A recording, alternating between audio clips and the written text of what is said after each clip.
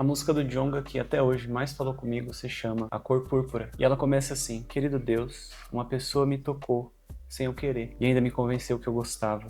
Molhou com seu suor minha pele infantil e secou minhas lágrimas sempre que eu chorava. Foi a música que eu ouvi que talvez mais mexeu comigo, um dos raps que mais mexeu comigo. A composição é muito boa, o ritmo é muito bom, mas principalmente essa história, que provavelmente é dele mesmo, né? A história que ele conta de um menino que foi tocado sem querer, sem o seu consentimento. Como na maioria dos casos, ele foi tocado por alguém de sua confiança. Alguém talvez que estivesse na mesma casa, tivesse acesso. E depois ele descreve um outro toque. Um toque feito por alguém que usa farda. Alguém que deveria proteger e não protege, agride. E depois uma terceira forma de ser tocado.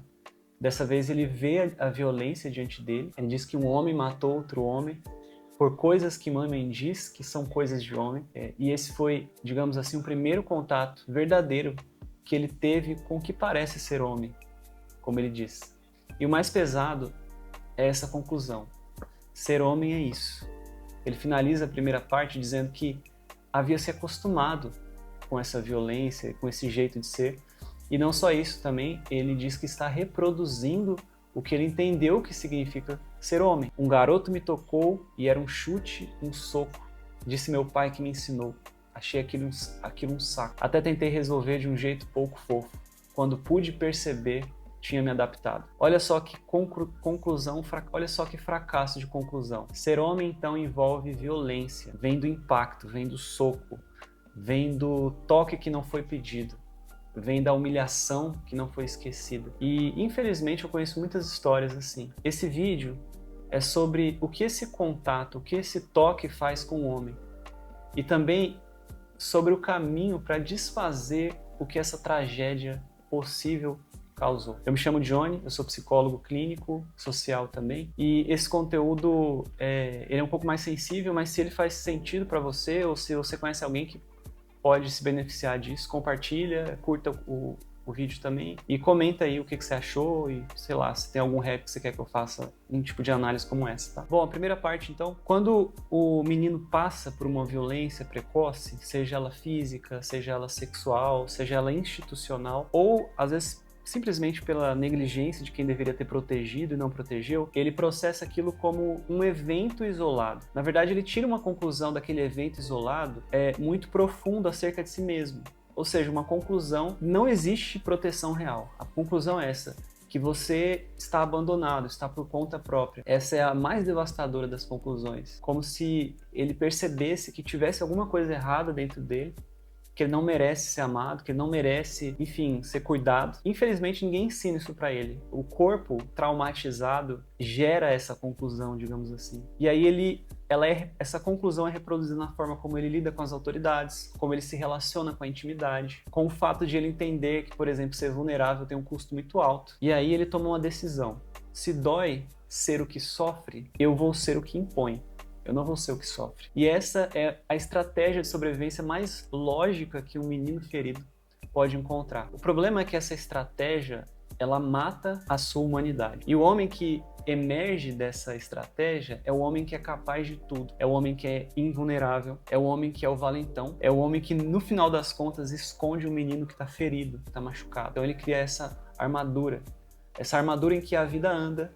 Esse menino, ele cresce, ele conquista, ele vira um homem, ele constrói, ele tem cargo, ele tem carro, ele tem, às vezes, fama. Ele tem uma postura que diz pra todo mundo assim: olha, não chega muito perto não, tudo bem? E aí o Djonga fala mais ou menos assim: hoje eu sou o bala, o rumo dos cash, no meu pulso aqua, no meu bolso cash, uma coisa assim. E aí parece que tá tudo bem com esse homem. Mas tem uma frase no final do rap do Djonga que resume isso de uma maneira muito profunda, por isso que eu gosto tanto desse rap.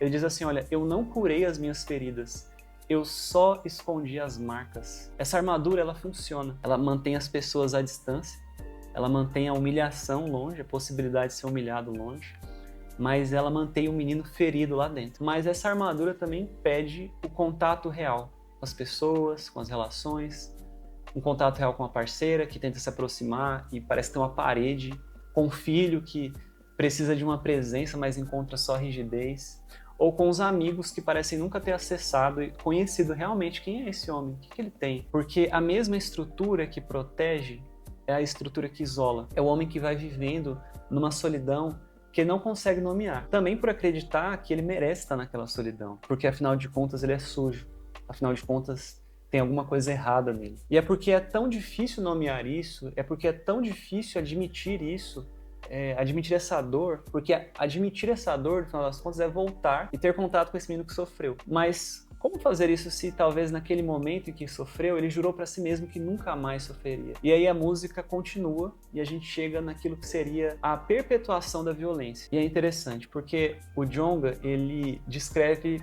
uma cena, muito provavelmente do seu filho. O filho chega em casa, então alguém o tocou na escola, foi uma mordida, uma humilhação pequena, uma coisa comum que acontece talvez com todas as crianças, né, nas escolas.